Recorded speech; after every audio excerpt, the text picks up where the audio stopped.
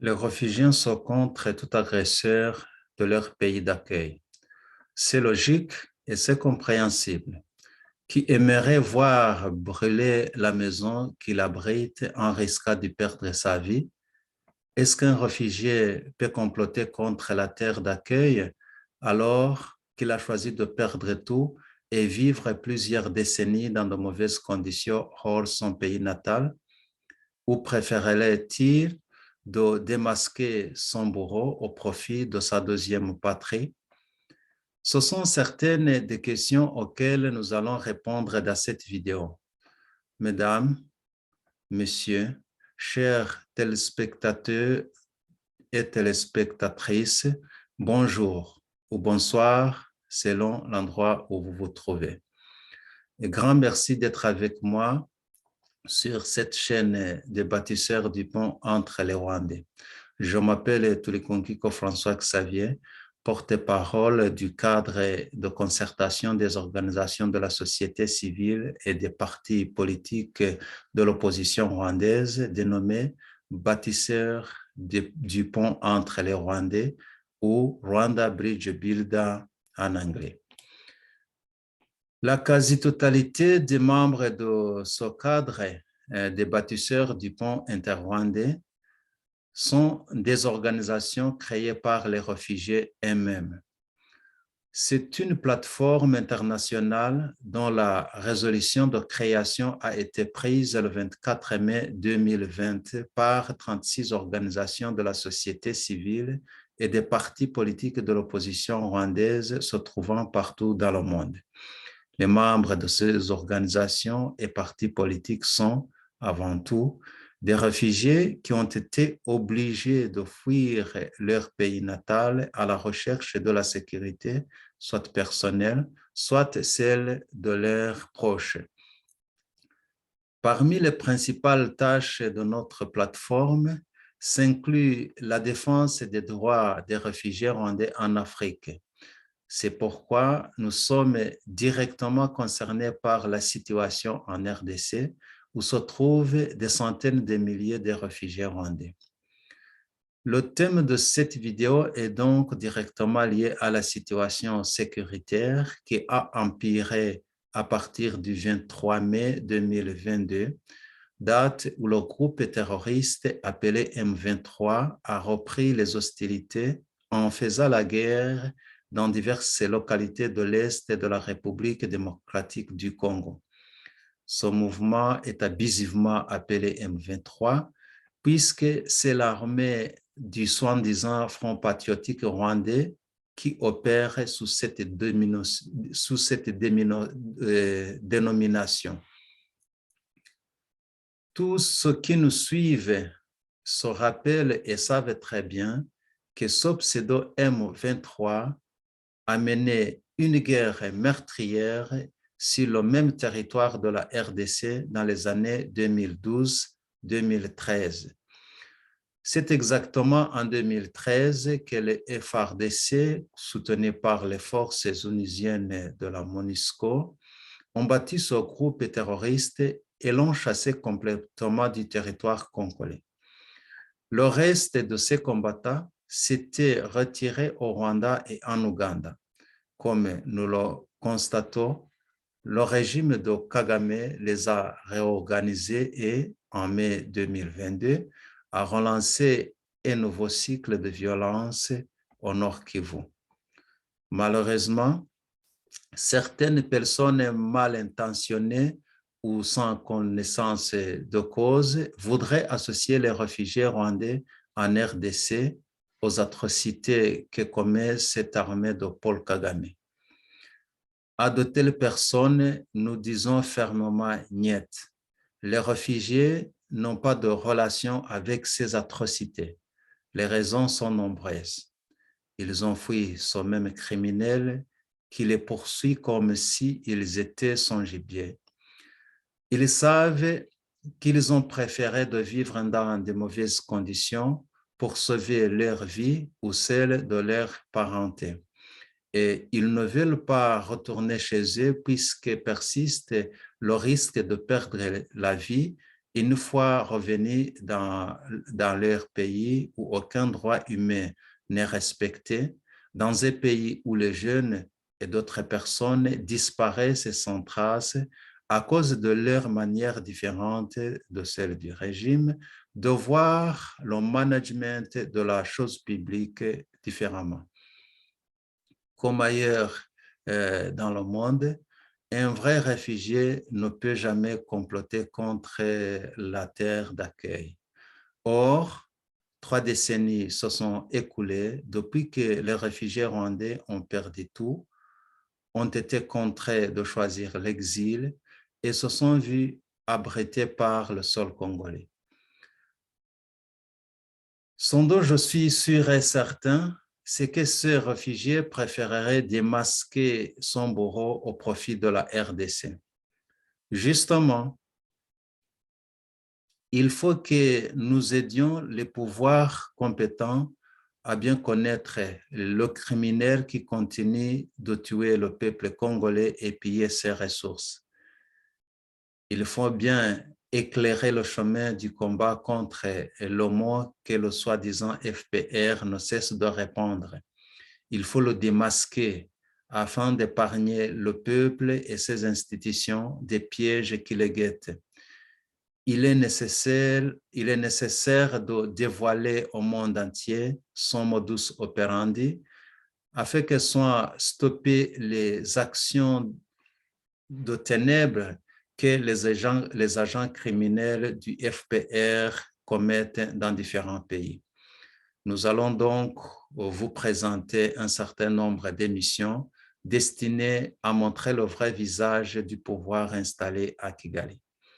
En attendant, permettez-moi de vous lire le communiqué du 31 mai 2022 que le cadre des bâtisseurs du pont entre les Rwandais a publié en condamnant ce nouveau cycle de violence à l'est de la RDC. Communiqué du cadre Rwanda Bridge Builders condamna le nouveau cycle de violence à l'est de la RDC. Nous, membres du cadre de concertation des organisations de la société civile et des partis politiques de l'opposition rwandaise, en bref, cadre des bâtisseurs du pont entre les Rwandais, Rwanda Bridge Builders en anglais, condamnons énergiquement la recrudescence des meurtres sur le territoire de la partie de l'Est de la République démocratique du Congo. En effet, nous sommes profondément inquiets suite à la situation sécuritaire qui a empiré depuis le 23 mai 2022. C'est à partir de ce moment que, selon le gouvernement de la RDC, un groupe terroriste appelé M23 a repris les hostilités en faisant la guerre dans diverses localités de l'Est de la RDC. Ce mouvement est abusivement appelé M23 puisque c'est l'armée du régime criminel de Paul Kagame qui opère sous cette dénomination. Faudra-t-il rappeler que ce même mouvement avait été chassé complètement du territoire congolais en 2013, battu par les FARDC, renforcé par les troupes de la MONUSCO. Le reste de ces combattants s'étaient retirés au Rwanda et en Ouganda. Comme nous le remarquons, le régime de Kagame l'a réorganisé et a relancé un nouveau cycle de violence au Nord Kivu. À la suite des affrontements armés entre les FARDC et le pseudo-M23, des dizaines de milliers de personnes innocentes ont été obligées de fuir l'air de mer. Certaines se sont déplacées vers d'autres régions de la RDC, tandis que d'autres se sont réfugiées en Ouganda.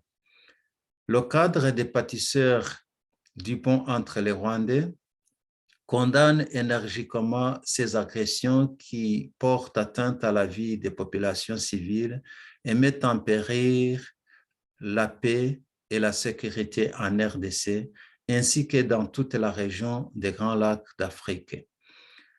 Compte tenu du fait que notre plateforme comprend plusieurs organisations des réfugiés, et face à certaines mauvaises langues qui voudraient associer les réfugiés rwandais en RDC aux atrocités que commet l'armée de Paul Kagame, les bâtisseurs du pont entre les Rwandais déclarent ce qui suit. 1. Presque 3 décennies, les réfugiés rwandais ont fui leur patrie, ne veulent pas y retourner aussi longtemps que restent intactes les causes de leur choix d'exil et n'ont pas de coopération avec le régime génocidaire et dictatorial de Paul Kagame. 2. Le peuple rwandais doit être différencié du groupuscule de Paul Kagame qui, par le biais du soi-disant Front patriotique rwandais, FPR en sigle, s'est détaché de l'armée ougandaise et le 1er octobre 1990 a commencé le génocide contre ce même peuple rwandais. 3. En juillet 1994, le soi-disant FPR s'est emparé du pouvoir au prix d'une catastrophe humanitaire qu'il a provoquée et s'est approprié du territoire national comme un butin de guerre. Aujourd'hui, la société rwandaise est plus que jamais divisée et polarisée suite à une politique et une stratégie voulue et entretenue par le régime du FPR, centrée sur les tensions ethniques, la peur, la terreur et le mensonge. Ainsi, le pouvoir est entre les mains d'un petit groupe de criminels ayant érigé dans ce pays un excellent mécanisme de relations publiques du Rwanda qui a réussi à cacher le caractère d'exclusion et de répression du régime de Kigali. 4.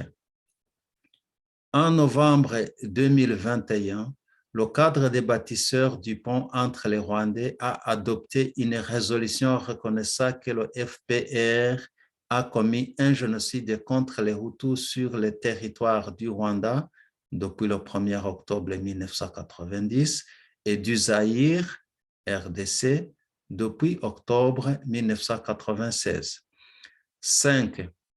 Par cette même résolution, reconnaissant le génocide contre les Hutus commis par le FPR au Rwanda et en RDC, les bâtisseurs du pont entre les Rwandais avons réaffirmé notre rôle dans la lutte contre l'injustice et la culture de l'impunité, ainsi que la nécessité de multiplier les efforts de défense et plaidoyer pour les victimes de ce génocide.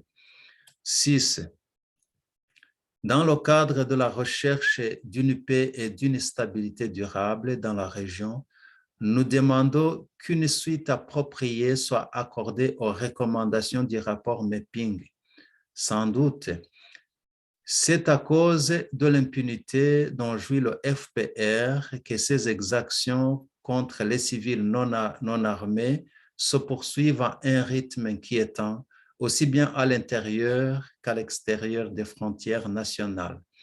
Toujours en raison de cette impunité, le Rwanda, dirigé par ce FPR, a fini par devenir l'épicentre de l'instabilité de la région des Grands Lacs africains et, conséquemment, une menace à la paix et à la sécurité régionale.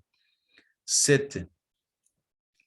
Afin de paver la voie à une paix durable propice à la réconciliation entre les pays de la sous-région, nous réitérons notre soutien unanime à la démarche du Dr Denis Mukwege en faveur de la mise en place d'un tribunal pénal international pour le Congo, tel que recommandé par le Haut Commissariat des Nations Unies aux droits de l'homme, ayant pour mandat de poursuivre, de juger et de punir les responsables de tous les crimes commis contre les populations civiles en République démocratique du Congo au cours de la période considérée par le rapport Meping. Ceci permettra d'éradiquer la culture de l'impunité qui règne en Afrique et des Grands Lacs et qui constitue le fondement de la déstabilisation permanente de cette région. Et enfin, 8. Nous relançons notre appel pressant du 11 octobre 2020 à la communauté internationale, aux pays membres du Conseil de sécurité des Nations Unies, de la communauté économique des Grands Lacs, de la communauté d'Afrique de l'Est, de la communauté de développement d'Afrique australe, de la conférence internationale sur la région des Grands Lacs et de l'Union africaine afin qu'ils soutiennent fermement et accélèrent considérablement les initiatives de paix engagées par le docteur Denis Mukwege pour éviter que la région des Grands Lacs africains ne devienne une plaque tournante du terrorisme international. Nous restons disposés à apporter notre contribution à la mise en place des solutions viables nécessaires pour la paix et la sécurité durable dans toute la région des Grands Lacs. Fait à Paris le 31 mai 2022, comité de coordination de Rwanda Bridge Builders. Donc, ce communiqué se trouve sur notre site, le site de Rwanda Bridge Builders. Donc, vous pouvez le consulter sur le site des bâtisseurs du pont entre les Rwandais, www.rwandabridgebuilders.org. Les mots Rwanda Bridge Builders en un seul mot. Donc, le site c'est, une fois encore, www.rwandabridgebuilders.org. Une fois encore, je vous remercie de votre soutien et à bientôt dans les prochaines émissions.